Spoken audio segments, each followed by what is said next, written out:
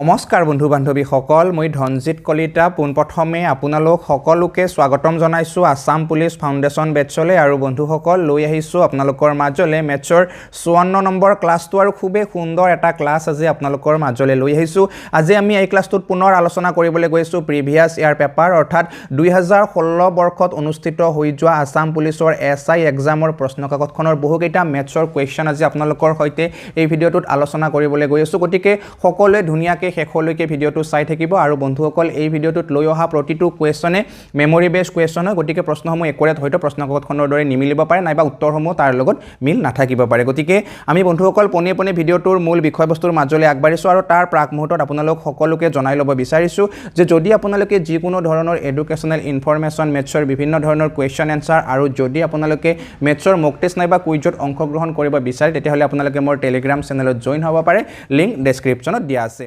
বন্ধুসকল এই চেকতে আপোনালোক সকলোলৈ এটা স্পেচিয়েল এনাউন্সমেন্ট আছে যে জ্ঞানজ্যোতি কোচিং গ্ৰুপৰ উদ্যোগত আগন্তুক অসম পুলিচৰ উমৈহতীয়া পৰীক্ষাৰ বাবে গণিতৰ প্ৰায় 500ৰো অধিক গুৰুত্বপূৰ্ণ প্ৰশ্নৰে মক টেষ্ট তথা আৰ্হি প্ৰশ্নকাকতৰ ব্যৱস্থা কৰা হৈছে আৰু ইতিমধ্যে ইয়াৰ 10খনৰো অধিক মক টেষ্ট প্ৰশ্নকাকত তৈয়াৰ হৈ উঠিছে আৰু অহা 19 ফেব্ৰুৱাৰী তাৰিখলৈকে প্ৰতিদিনে এখনকৈ মক টেষ্ট প্ৰশ্নকাকত আপোনালোকলৈ আগবঢ়োৱা হ'ব গতিকে আপোনালোকৰ বাবে এটা বহুতেই বেছি ভাল খবৰ হয় বিভিন্নজনে মোলে ফোন নতুবা মেছেজৰ জৰিয়তে এই কথাটো সুধি আছিলে যে মই মক টেষ্টৰ ব্যৱস্থা কৰিছো নেকি নাইবা মোৰ কুৱেশ্যনৰ পিডিএফ ফাইল আছে নেকি একচুৱেলি মোৰ তেনেকুৱাকৈ ব্যক্তিগতভাৱে একো নাছিলে কিন্তু এই যেটো জ্ঞানজ্যোতি কোচিং গ্ৰুপ ইয়াৰ লগত মই প্ৰত্যক্ষভাৱে জড়িত আছো গতিকে আপোনালোকে ইয়াৰ পৰা মক টেষ্টৰ প্ৰশ্নসমূহ ল'ব পাৰে মাত্ৰ 100 টকা আপোনালোকে এবাৰ পেমেন্ট কৰিলে হৈ যাব আৰু এবাৰ পেমেন্ট কৰাৰ পিছতে আপোনালোকে পৰীক্ষাৰ দিনলৈকে প্ৰতিদিনে এখনকৈ আপোনালোকে মক টেষ্ট পেপাৰ পাই থাকিব গতিকে বন্ধুসকল আপোনালোক যিসকলে ইচ্ছুক এই মক টেষ্টসমূহৰ বাবে তেখেতসকলে 100 টকা পেমেন্ট কৰি কিনে মক টেষ্টসমূহত অংশগ্ৰহণ কৰিব পাৰে পেমেন্ট প্ৰচেছটো মই আপোনালোকক বুজাই দিছো আপোনালোকে ফোন পে তথা গুগল পেৰ জৰিয়তে পেমেন্ট কৰিব পাৰে নাইবা আপোনালোকে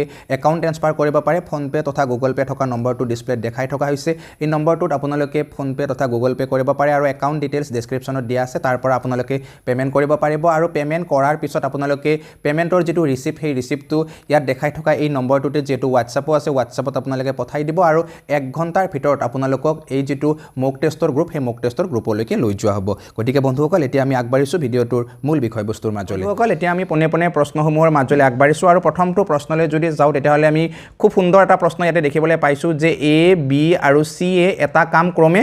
6 8 আৰু 12 দিনত কৰিব পাৰে আৰু সেই কামটো হিয়তে লগ হৈ কৰিলে 1950 টকা পায় তেনে ক্ষেত্ৰত বিৰ পৰিমাণ কিমান হ'ব আমাক সুধিছে গতিকে খুব সুন্দৰ প্ৰশ্ন বি কিমান টকা পাব আমাক হেতু সুধিছে আৰু অতিকে সহজে আমি এই প্ৰশ্নটো উলিয়াব পাৰিম তাৰ আগত আমি কি জানিব লাগিব যে এ বি আৰু সি তিনিওটাই লগ হৈ কিনে কামটো কিমান দিনত কৰিব পাৰে আমি হেতু বস্তু জানিব লাগিব কিয়নো ইয়াৰ নিৰ্দিষ্টকে এ কামটো কৰিব পাৰে কিমান দিনত 6 দিনত সেই কামটো বি কৰিব পাৰে কিমান দিনত বলে 8 দিনত আৰু সেই একেই কামটো সি যদি কৰে তেতিয়া হলে কি হ'ব 12 দিন লাগে গতিকে আমি ইয়াৰ পৰা কি বুজিছো যে তিনিওটাৰে কাম কৰা যেটো ক্ষমতা অৰ্থাৎ তিনিওটাৰে কাৰ্য যেটো ক্ষমতা হেতু বেলেগ বেলেগ হয় গতিকে আমি প্ৰথমে আমি তিনিওটাৰে কাৰ্য ক্ষমতা ধুনিয়াকৈ উলিয়াই লৈছো চাব আপোনালোকে যে যদি কামটো এ কৰে তেতিয়া হলে এক কিমান দিন সময় লাগে বলে এক কামটো কৰাতে 6 দিন সময় লাগে যদি সেই কামটো বি কৰিবলৈ যায় তেতিয়া হলে বি কিমান দিন লাগে বলে 8 দিন লাগে একেই কামটো যদি সি কৰিব যায় কিমান দিন সময় লাগিব বলে 12 দিন সময় লাগিব গতিকে ইহতক যদি আমি এটা নিৰ্দিষ্ট এটা কাম দি দিও টোটাল কাম যদি এটা দি দিও আমি এলসিএম দিব লাগিব হয়নে মানে 6 8 আৰু 12 ৰ যদি আমি এলসিএম দিও তেতিয়াহলে আমি 24 দিব পাৰিম 24 টো ইহতৰ এলসিএম হয় গতিকে আমি ইয়াৰ পৰা কি গম পালো যে এৰ যেটো কাৰ্যক্ষমতা হেতু কিমান হয় বলে এদিনত 4 হ'ব তাৰ পিছত বিৰ কাৰ্যক্ষমতা কিমান বলে এদিনত 3 আৰু সিৰ কাৰ্যক্ষমতা কিমান বলে এদিনত 2 ওকে ইয়ালৈকে পুৰা আমাৰ ক্লিয়াৰ হৈ গৈছে এতিয়া কি দেখা পালো ইয়াতে আমি যে আমি ইয়াতে এনেকুৱা এটা বস্তু দেখা পালো যে এৰ যেটো এদিনত কাম কৰিব পৰা ক্ষমতা হেতু এদিনত 4 কাম কৰিব পাৰে তাৰ পিছত বি 3 কাম কৰিব পাৰে আৰু সি কিমান 2 কাম কৰিব পাৰে গতিকে ইহতেও পইচাটো নিশ্চয় বেলেগ বেলেগ পাব কাৰণ এ টো 4 কাম কৰিছে তেও ডেফিনেটলি বেছি পইচা পাব তাৰ পিছত কি কৈছে ইয়াতে যে বি এ 3 কাম কৰিছে গতিকে বিৰ পইচাটো এতকে অকমান কমিব আৰু সি এদিনত 2 কাম কৰিব পাৰে গতিকে সি একেবাৰে কম পইচা পাব কিন্তু আমাক কোৱেশ্যনে কি কৈছে যে তিনিওটাই লগ হৈ কিনে কামটো কৰিলে 1950 টকা পায় মানে তিনিওটা লগ হৈ মানে কি যদি 4 অনুপাত 3 অনুপাত আৰু 2 অনুপাত এই গোটেই কেইটা যদি লগ কৰি দিয়া হয় তেতিয়া 1950 ৰ বৰাবৰ হৈ যায় গতিকে আমি এটো ধুনিয়াকৈ কৰিব পাৰিম চাওক যে 3 2 5 5 4 9 আৰু এই 9 মানে আমাক কি বুলি কৈছে 1950 1950 বুলি কৈছে গতিকে 9 মানে যদি 1950 হয় তেতিয়াহ'লে আমি 2 3 4 গোটেইকেইটাৰে মান উলিয়াব পাৰিম তাৰ আগতে আমি জানিব লাগিব যে 1 মানে কিমান হ'ব তো 9 মানে যদি 1950 হয় তেতিয়াহ'লে 1 মানে কিমান হ'ব মানে 1 মানে তেতিয়া হ'ব আমাৰ 216.66 প্ৰায় মানে কেনেকুৱা যে 216 সমস্ত আমি 3/2 এদিনত ইমান টকা পাব ঠিক আছে কিমান টকা পাব বুলি ক'লো যে এদিনত মানে তেওঁলোকে এক কামৰ বিনিময়ত কিমান টকা পাব যে 216 সমস্ত 3/2 টকা পাব এতিয়া আমাক সুধিছে কি বোলে বি কামটো কৰি বিৰ কিমান টকা পাব সেইটো সুধিছে মানে বিৰ পৰিমাণ সুধিছে গতিকে বিৰ পৰিমাণ কিমান বোলে বিৰ 3 পৰিমাণ হয় নে নহয় বি 3 কাম কৰিছে আৰু এক কাম কৰিলে কিমান পইচা পায় 216.66 অৰ্থাৎ 216 সমস্ত 3/2 পায় গতিকে আপোনালোকে ইয়াৰ লগত ধুনীয়াকৈ 3টো পূৰণ কৰি দি দিয়ক মানে প্ৰথমে আপোনালোকে এইটো মিশ্ৰ ভগ্নাংশৰ পৰা অপ্ৰকৃত বনাই ল'ব পাৰে তলত থাকিব কিমান তেতিয়া 3 এইপিনে হ'ব আপোনাৰ কিমান হ'ব 216 লগত 3 পূৰণ কৰিলে 3 6 গুণ হ'ব 18 8 হয়নে তাৰ পিছত এইপিনে পালে আপুনি 3 1 গুণ 3 1 4 তাৰ পিছত 3 2 গুণ কিমান হ'ব 6 মানে 648 তাৰ লগত আপুনি 2 যোগ দিলে কিমান হ'ব 650 ন কিমান পালো 650 পালো ইয়াক 3 ৰে হৰণ কৰিলে কিমান হ'ব 650ক যদি আমি 3 ৰে হৰণ কৰো তেতিয়া হলে আমি কিমান পামে 3 ৰে হৰণ মানে আমি 3টো আকৌ পূৰণ কৰিব লাগিব ন ইয়াতে আকৌ কাৰণ এটো কিমান হৈছে এইখিনি হৈছে কামখিনি হৈছে এদিনৰ পইচা এটো হয়নে তো 3 দিনত কৰিব লাগিলে লগত আমি 3 পূৰণ দিব লাগিব তো এই 3 কাটা গলে কিমান থাকিব আমাৰ 650 থাকিব বুজি পাইছে না কনসেপ্টটো আপোনালোকে মানে ইয়াতে কি হৈছে 650 টকা কাই পাইছে ইয়াতে বি পাইছে ঠিক আছে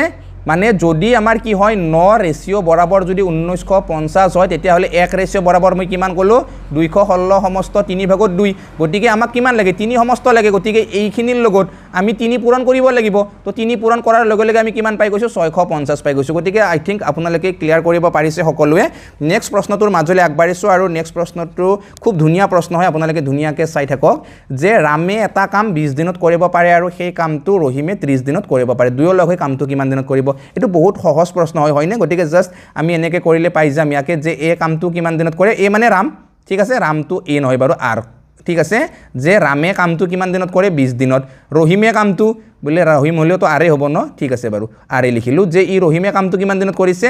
30 দিনত কৰিছে গতিকে দুয়োটাই লগ হৈ যদি কাম এটা কৰিবলৈ দিও তেতিয়াহলে কিমান হ'ব বলে ইহত দুটাৰ এলসিএমটো হ'ব আমাৰ 60 হয়নে গতিকে বিৰ কিমান পাম তেতিয়া বি মানে আৰৰ এ বি আহি গৈছে গোটে মুখখনত আৰ মানে প্ৰথমটো আছিল ৰামৰ কাৰ্যক্ষমতা আমি পালো 3 ৰহিমৰ কাৰ্যক্ষমতা আমি পালো 2 গতিকে এদিনত তেওঁলোকে কিমান কাম কৰিব পাৰে বলে 5 কাম কৰিব পাৰে তো দুয়োটাই লগ হৈ এদিনত 5 কাম কৰিব পাৰে টোটাল কাম তেওঁলোকৰ আছে কিমান বলে 60 গতিকে 60 কাম যদি এদিনত 5 কে কৰি যায় তেতিয়াহলে কিমান দিন লাগিব বলে 5 কিমান গুণ 60 হয় বলে 5 12 গুণ 60 হয় অৰ্থাৎ ইয়াতে আমি শুদ্ধ উত্তৰ কোনটো পালো একেবাৰে এ নম্বৰ অপচনটোৱে পালো পুৰা ক্লিয়াৰকে বুজি গৈ আছে আপোনালোকে ধুনীয়াকে বুজি থাকিব একদম সিম্পলকে বুজাই দি আছো তাৰ পিছৰ প্ৰশ্নটো চাওক আপোনালোকে এইটো খুব সুন্দৰ প্ৰশ্ন হয় যে 2 বছৰৰ বাবে কোনো এক নিৰ্দিষ্ট সুতৰ হাৰত চক্ৰবৃদ্ধি সুদ কিমান হয় বুলি কৈছে আমাক যে 20.80 হয় আৰু সৰল সুদ হয় 20 সুতৰ হাৰ নিৰ্ণয় কৰা আৰু এনেকুৱা ক্ষেত্ৰত আপোনালোকে জাস্ট এটা সৰু ফৰ্মুলা ইয়াতে ইউজ কৰিব লাগে যে যেহেতু আমাক 2 বছৰৰ কথা কৈছে আৰু আমাক কি দিয়া আছে এতে সৰল সুদ আৰু চক্ৰবৃদ্ধি সুদ দিয়া আছে গতিকে 20 টকা হৈছে সৰল সুদ চক্ৰবৃদ্ধি সুদ হৈছে 20.8 গতিকে ইয়াতে যেটো সুদ দুটাৰ ডিফাৰেন্স সেইটো কিমান হ'ব বলে সুদ দুটাৰ ডিফাৰেন্স হ'ব আমাৰ কিমান 0.8 আৰু এইটোৰ লগত আপোনালোকে কি কৰিব লাগে জানে নে দুইটো পূৰণ কৰি কিনে আমাৰ যেটো সৰল সুদ হেতুৰে হৰণ কৰিব লাগে একদম সিম্পল হয় এটো গতিকে আপোনালোকে ধুনীয়াকৈ কৰিব পাৰিব আই থিংক 2 ৰে কি হ'ব 20ক যাব 10 বাৰ আৰু 10 ৰে যদি আমি কি বুলি কয় 0.8 হৰণ কৰি তেতিয়ালে আমি সিধা সিধি কিমান পাই যাম 8 পাই যাম অৰ্থাৎ ইয়াৰ উত্তৰটো কিমান হ'ব 8% হ'ব ক'ত আছে শুদ্ধ উত্তৰটো বলে বি নম্বৰ অপচনটো আছে ঠিক আছে তাৰ পিছৰ প্ৰশ্নটোলৈ আহিছো আৰু প্ৰশ্নটো পিছৰ খুব গুৰুত্বপূৰ্ণ প্ৰশ্ন আছিল চাওক প্ৰশ্নটো যে এজন মালিক এজনে তেওঁৰ কৰ্মচাৰীৰ সংখ্যা কি কৰিলে 9 পৰা 8 অনুপাতত তেওঁ হ্ৰাস কৰিলে আকৌ দৰমহা 10 পৰা 11 অনুপাতত তেওঁ বৃদ্ধি কৰিলে গতিকে এই ক্ষেত্ৰত মালিকজনৰ লাভ বা লোকসান কি হল আমাক হেতু সুধিছে আৰু তাৰ শতাংশ আমাক উলিয়াব দিছে গতিকে খুব সুন্দৰ প্ৰশ্ন আৰু বহুত গুৰুত্বপূৰ্ণ প্ৰশ্ন এনেকুৱা ধৰণৰ প্ৰশ্ন এবাৰো আহিব পাৰে আমি কেনেকৈ কৰিম যে প্ৰথমতে মালিকজনৰ কি আছিল কৰ্মচাৰী যদি 9টা আছিল এতিয়া তেওঁৰ কৰ্মচাৰী 9 পৰা 8 বনাই দিলে ঠিক আছে নেক্সট কি কৈছে যে আগতে যদি তেও 10 টকা দৰমহা দিছিল আজিকালি দৰমহা 10তকৈ 1 বঢ়াই দিলে 11 টকা কৰি দিলে এই ক্ষেত্ৰত মালিকজনৰ কি হল তো প্ৰথমতে যেটো আমি লিখিলো এইটো আগৰ ক্ষেত্ৰ লিখিলো প্ৰথম অৱস্থাত মালিকৰ এনেকুৱা আছিল 9টা কৰ্মচাৰী আছিল 10 টকাকৈ দৰমহা দিছিল তো টোটেল দৰমহা কিমান কৈছিলে 9-10 গুণ বোলে 90 টকা মালিকৰ খৰচ হৈছিলে হয় নে নহয় আৰু এতিয়া কি কৰিলে কৰ্মচাৰী 9ৰ পৰা 8 বনাই দিলে দৰমহাটো 10ৰ পৰা 11 বনাই দিলে মানে কি 8-11 গুণ কিমান হ'ব এতিয়া বোলে 8-11 গুণ হ'ব আমাৰ 88 তো আগতে খৰচ হৈছিল কিমান 90 এতিয়া খৰচ হৈছে কিমান বোলে 88 তো আগতকে 2 টকা মালিকৰ লাভ হৈছে মালিকে বাচিছে মানে 2 টকা হয় নে নহয় গতিকে 2 টকাটো মালিকৰ কি হৈছে ইয়াতে লাভ হৈছে গতিকে চাওক এতিয়া 2 টকাটো কিমানত লাভ হৈছে বোলে 90 ৰূপৰ কাৰণ আগতে 90 যাই আছিল তো এটো যদি আপোনালোকে এতিয়া পাৰ্চেন্টেজত লৈ যায় ধুনিয়াকে আপোনালোকে উলিয়াব পাৰিব 100% ইয়াৰ লগত পূৰণ কৰি দি দিয়ক ঠিক আছে গতিকে 200ক যদি আপোনালোকে 90 ৰে হৰণ কৰে মানে চাওক এনেকে কৰিব পাৰে আপোনালোকে 20ক 9 ৰে হৰণ কৰিলে হৈ যাব মানে 2 দশমিক আপোনালোকে 2% এনেকুৱা ধৰণৰ কিবা পাৰ্চেন্ট পাব চাগে ইয়াতে পুৰা মানে হৰণটো আপোনালোকে ধুনিয়াকে কৰিও চাব বাৰু ঠিক আছে সকল এইবাৰ আগবাঢ়িছো ইয়াৰ পিছৰ প্ৰশ্নটোৰ মাজলৈ যে এজন মানুহে তেওঁৰ কৰ্মচাৰীৰ সংখ্যা 9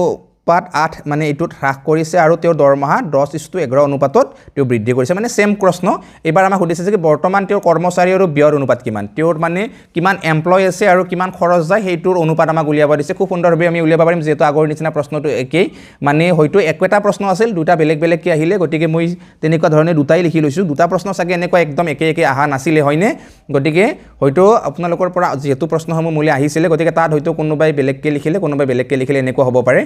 এবাৰ আমি ধুনিয়াকে কৰি যাম যে প্ৰথমতে কি আছিল 9টা আছিল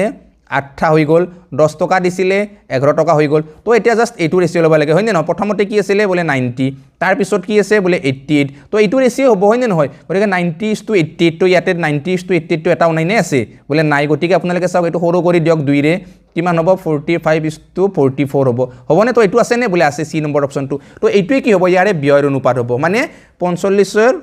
অনুপাতত কি কৰিছে এতিয়া 44 টাকা তেওঁৰ খৰচ হৈ আছে মানে এটো তেওঁৰ ব্যয়ৰ অনুপাত হয় ঠিক আছে ইয়াৰ পিছত চাওক আপোনালোকে পিছৰ প্ৰশ্নটো এটো বাৰু ইম্পৰ্টেন্ট প্ৰশ্ন হয় যে যদি কোনো এটা সংখ্যাৰ 20% ৰ মান যদি 180 হয় তেন্তে সেই সংখ্যাটোৰ 15% ৰ 15% কিমান হ'ব মানে প্ৰথমতে আমি সংখ্যাটো জানিব লাগে যে সংখ্যাটো কি 20% মানে কি আছিল আমাৰ 5/1 তো 1 মানে যদি 180 হয় 5 মানে কিমান হ'ব এতিয়া 1 মানে যদি 180 5 মানে আমাৰ 900 নহব তো সংখ্যাটো আমি পাই গলো 900 এতিয়া 900 আমাক কি কৰিব দিছে বলে প্ৰথমতে 15% উলিয়াব দিছে তো 900 15% কিমান হ'ব জেনেৰেলি 900 15% মানে কি আমাৰ বলে 20/কিমান হয় 3 হয় হয়নে গতিকে এটা শূন্য কাটিলো তাৰ পিছত আমি এই পিনে 2 ৰে 90 কিমান কাটিলো 2 45 গুণ 90 হয়নে তো 45 3 গুণ কিমান হ'ব 135 হ'ব হয়নে 3 5 গুণ 15 5 7 1 3 4 গুণ 12 1 13 135 ঠিক আছে এই 135 তোৰ আমি কি কৰিব লাগে আকৌ 15% উলিয়াব লাগে মানে ইয়াতে আকৌ আমাক কি বুলি কৈছে 20/3 বুলি কৈছে হয়নে গতিকে এনেকুৱা ক্ষেত্ৰত আপোনালোকে ধুনিয়াকে 135 আৰু 3 পূৰণ কৰক আৰু 20 ৰে ধুনিয়াকে আপোনালোকে ইয়াক হৰণ কৰি দিয়ক ধুনিয়াকে আপোনালোকে উত্তৰটো পাই যাব আই থিংক আপোনালোকে ইয়াৰ উত্তৰ পাব 20.25 ঠিক আছে ইয়াৰ উত্তৰ এটো হ'ব লাগে অৰ্থাৎ ইয়াৰে যেটো সি নম্বৰ অপচনটো ইয়াতে শুদ্ধ হ'ব ঠিক আছে ইয়াৰ পিছৰ প্ৰশ্নটোলে আমি আগবাঢ়িছো পিছৰ প্ৰশ্নটো ইম্পৰ্টেন্ট প্ৰশ্নই আছিল আৰু এনেকুৱা ধৰণৰ প্ৰশ্ন বাৰু এইবাৰো আহিব পাৰে যে যদি x = 10 আৰু y = 2 হয় তেন্তে x + y তাৰ পিছত কি দিছে x/y = কিমান হ'ব আমাক সুধিছে হয়নে গতিকে এটো চাওক 10 2 কিমান হ'ব বলে 10 2 12 হয়নে তাৰ পিছত এইপিনে কি আছে ওপৰত বলে 10 হৰণ 2 তাৰ মানে আমি কি লিখিব পাৰো এটো যে 12 টু দি পাৱাৰ আমি কি লিখিব পাৰো 5 লিখিব পাৰো হয়নে আৰু 12 টু দি পাৱাৰ 5 মানে কি 12 5টা পূৰণ কৰিব লাগে তো আপোনালোকে ডাইৰেক্টলি 12 5টাও পূৰণ কৰিব পাৰে যদি আপোনালোকে পাৰে তেনেকৈ কৰিব আৰু যদি নোৱাৰে তেতিয়াহলে আপোনালোকে এইটো সৰু কৰি দিয়ক 12 টো সৰু কৰিলে কি হ'ব বলে 2 পূৰণ 3 হয় না নহয় মানে কি আছে ইয়াতে বলে 3 5টা আছে 2 5টা আছে 2 5টা আছে তো 2 5টা 5টা কিমান বলে 2 10টা আছে তাৰ পিছত 3 কেইটা আছে 5টা আছে তো এতিয়া আপোনালোকে ধুনিয়াকে কৰিব পাৰিব মানে আগতে 12 5টা পূৰণ কৰোতে যিমান সময় লাগিছিল এবাৰ আপোনালোকে 10 মানে 2 10টা বা 3 5টা পূৰণ কৰোতে আপোনালোকৰ কিমান সময় নাযায় গতিকে ধুনিয়াকে কৰিব পাৰিব মানে 2 10টা পূৰণ কৰিলে আপোনালোকে পাব 1024 ঠিক আছে তাৰ পিছত 3 5টা পূৰণ কৰিলে আপোনালোকে পাব 243 তো এই দুটা পূৰণ কৰিলে আপোনালোকে কিমান পাব ইয়াতে 4 3 গুণ 12 তো এককৰ ঘৰত 2 হ'ব তো 2 গোটেই কেইটাতে আছে দেন আপোনালোকে ধুনিয়াকে গোটেইখিনিয়ে কৰিব লাগিব পাৰো তো পূৰণটো বাৰু মই এক্সট্ৰাকে কৰি লৈছো কাৰণ ইমান ডাঙৰ পূৰণটো কৰি থাকতে বাৰু সময় গুছি যাব বহুত তো ইয়াৰ যেটো শুদ্ধ উত্তৰ হেতু কিমান হ'ব 34 88 32 মানে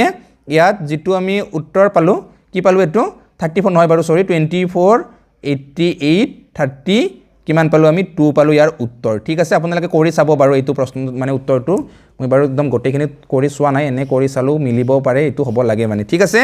তাৰ পিছৰ আমি প্ৰশ্নটোৰ মাজলৈ আগবাঢ়িছো নেক্সট প্ৰশ্নটো চাওক যে কি দিছে ইয়াৰ পিছৰ প্ৰশ্নটো এটা মেচিন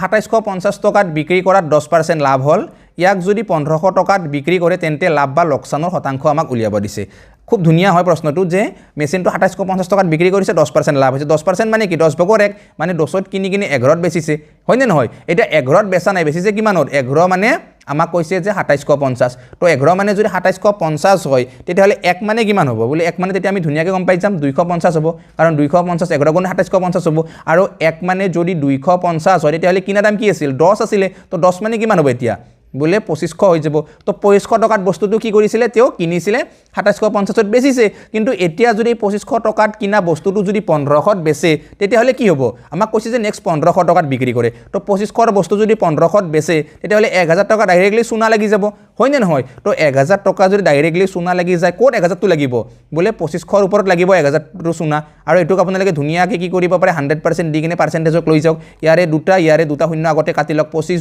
2 গুণ 4 গুণ ন 25 4 গুণ কিমান হ'ব আপোনাৰ 100 তাৰ পিছত শূন্যটো ইয়াতে টপকাই দিয়ক মানে কিমান পালে আপোনালোকে উত্তৰ বলে আপোনালোকে উত্তৰ পালে কিমান 40% কি হৈছে লোকসান হৈছে সো বি নম্বৰ অপচনটো ইয়াতে শুদ্ধ উত্তৰ হ'ব মই ভাবিছো আপোনালোকে ধুনীয়াকৈ সকলোৱে বুজি পাইছে ইয়াৰ পিছত আৰু প্ৰশ্ন আছে গোটেইকেইটা প্ৰশ্ন আপোনালোকে ধুনীয়াকৈ চাই থাকক অকল ইয়াৰে পিছৰ প্ৰশ্নটোৰ মাজলৈ আগবাঢ়িছো যে ইয়াতে আমাক কি কৈছে এজন লৰাই 8টা কমলা 12 টকা হিচাপত কিনি 10টা কমলা 18 টকা হিচাপতটো বিক্ৰী কৰিল তেওঁৰ লাভ বা লোকসানৰ শতাংশ কিমান মানে কি কৈছে 8টা কমলা তেওঁ কিনিছে কেই টকাত বলে 12 টকাত ঠিক আছে আকৌটো কি কৰিছে বলে 10টা কমলা বেচিছে কিমানকে বলে 18 টকাত তো ইয়াতে আমি লাভ বা লোকসানৰ মানে যেটো তেওঁৰ হৈছে কন্ডিশন হেতু আমি ধুনীয়াকৈ উলিয়াব পাৰিম কেনেকৈ উলিয়াব পাৰিম প্ৰথমে আমি জানিব লাগিব যে কিনা দাম আৰু বেচা দাম কি কি তো 8টা কমলা 12 টকাত কিনিছে দ্যাট মিন্স কি তেওঁৰ যেটো কিনা দাম তেওঁৰ যেটো সিপি হেতু কিমান হৈছে 1 পইণ্ট কি হৈছে বলে 5 হৈছে হয় নে নহয় 1.5 কি হৈছে তেওঁৰ কিনা দাম হৈছে আৰু বেচা দাম কিমান বলে 10টাত 18 টকা হিচাপত বেচিছে তাৰ মানে কি যেটো তেওঁৰ এসপি হেতু কিমান 1.8 হ'ব তো ইয়াতে কি হৈছে লাভ হৈছে হয় নে নহয় মানে 1.5 ত কিনি 1.8 কে বেচিছে তাৰ মানে কি 0.3 তেওঁৰ লাভ হৈছে গটিকে এই ক্ষেত্ৰত আপোনালোকে পইণ্ট বিলাক উঠাই ল'ব পাৰে সব দুই ঘৰতে এক ঘৰকে দশমিক আছে গটিকে দুটাৰ লগত আপোনালোকে 10 পূৰণ দি দিয়ক দশমিক দুটা উঠি দাউট দিব গটিকে থাকিল কিমান 18 আৰু 15 তো কি হৈছে কিনা দামটো বলে 15 তাৰ পিছত লাভ কিমান হৈছে 15 কে 18 মানে 3 লাভ হৈছে গটিকে কি এটো আপোনালোকে ধুনীয়াকৈ সৰু কৰি লওক 3 1 গুণ 3 3 5 গুণ 15 পাছত 1 লাভ হৈছে পাছত 1 লাভ হোৱা মানে কি বলে 20% তেওঁৰ কি হৈছে লাভ হৈছে তো উত্তৰ আমাৰ ওলাই গল 20% মানে বি নম্বৰ অপচনটো কি হ'ব ইয়াতে শুদ্ধ উত্তৰ হ'ব ঠিক আছে ইয়াৰ পিছৰ প্ৰশ্নটোলৈ আগবাঢ়িছো পিছৰ প্ৰশ্নটো ধুনীয়াকৈ চাই লওক কি দিছে যে এজন মানুহে 9টা চাৰ্ট 30 টকাকে 30টা পেন 50 টকাকে আৰু 10 জোৰ জোতা 60 টকাকে কিনিলে প্ৰতিটো বস্তুৰ গড় দাম কিমান একদম ধুনীয়া প্ৰশ্ন এইবাৰো এনেকুৱা ধৰণৰ প্ৰশ্ন আহিব পাৰে যে 9টা কি কৰিছে চাৰ্ট তেওঁ 30 টকাকে কিনছে 13টা তেওঁ পেন কিনছে 50 টকাকে আৰু তেওঁ 10 জোৰ জোতা কিনিছে 60 টকাকে গটিকে তেওঁৰ যেটো গোটেইখিনি বস্তু কিনাতে তেওঁৰ যিমান খৰচ হৈছে গটিকে হেতুৰ আমাক গড় দাম উলিয়াব দিছে প্ৰতিটো বস্তু হিচাপত গটিকে প্ৰথমে আমি চাম যে তেওঁৰ খৰচ কিমান হৈছে 9টা চাৰ্ট 30 টকাকে তাৰ মানে তেওঁৰ খৰচ কিমান চাৰ্ট কিনতে 270 টকা ঠিক আছে 13টা পেন 50 টকাকে তো 13 50 গুণ কিমান হ'ব বলে 650 এটো পেন কিনাতে তাৰ পিছত 10 জোৰ জোতা 60 টকাকে 60 10 গুণ কিমান হ'ব বলে 600 তোৰ ইমানখিনি তেওঁৰ খৰচ গৈছে তেওঁ কিমান বস্তু কিনিছে বলে 9টা 13টা 13 9 কিমান হ'ব হে বলে 13 9 হ'ব আমাৰ 22 হয়নে 22 10 কিমানটা বলে 32টা তো 32টা বস্তু কিনিছে গটিকে 32 ৰে আমি হৰণ কৰিব লাগিব ইটোটো আছিল সামেশন fx / n আছিল তো n ৰ মান আমি 32 পালো সামেশন fx আমি কিমান পাম বলে সামেশন fx 600 650 270 গটি মিলি কিমান হ'ব বলে 1520 হ'ব হয়নে ঠিক আছে 1520 হ'ব লাগে ইয়াতে তো 1520 আমাৰ হৈ যাব আৰু এটুক যদি আমি 32 ৰে হৰণ কৰি দিও তেতিয়াহলে আমি উত্তৰটো কিমান পাম বলে ইয়াক যেতিয়া আমি 32 ৰে হৰণ কৰি দিম তেতিয়া আমি উত্তৰটো কিমান পাম 40 কিবা 7 পইণ্ট সামথিং কিবা পাম চাগে ন মানে ইয়াক যেতিয়া আমি হেৰে হৰণ কৰিম 32 ৰে তেনেকৈ কিবা পাব লাগে 47 পইণ্ট সামথিং কৰি চাবছো আপোনালোকে কিমান হয় 47 পইণ্ট সামথিং কিবা এটা আপোনালোকে পাব লাগে